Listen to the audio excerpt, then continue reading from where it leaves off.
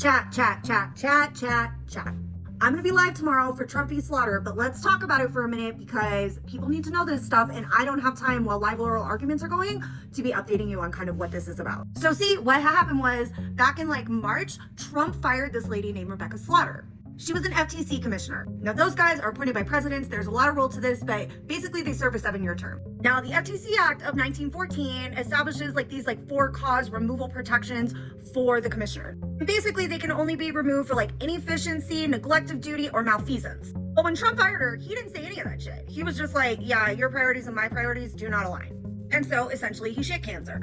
Well, she decided to take this shit to court because the Trump admin is a big fan of something called unitary executive theory, which means that the president has all this superseding control over the executive branch and basically, laws and shit just don't apply the way that we have normally held them to apply. He's arguing that this shit violates separation of powers, and they're also making the argument that the courts don't get to tell him he can't fire somebody, at least if they're under some sort of purview of the executive branch. If you're wondering, yes, the Supreme Court has already addressed this. Back in 1935, they addressed this with Humphrey's Executor v. United States.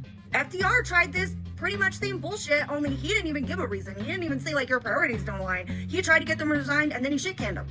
And then a couple months later, Humphrey, the guy he tried to unalived. And his estate said, no bitch, he was still working for you, we're owed that salary. So the Supreme Court took a look at it. And writing for the court, Sutherland said, the words of the act are definite and unambiguous. They also looked at the history and tradition of the act, stating, the legislative reports, the general purpose of the legislation all combine to demonstrate the congressional intent to create a body of experts who shall gain experience by length of service, a body which shall be independent of executive authority, except in its selection, and free to exercise its judgment without the leave or hindrance of any other official or department of the government. The originalists and textualists on the court are gonna love that one. They also looked at whether this was unconstitutional and violated the executive authority, this idea of separation of power. Considered the Myers case with this.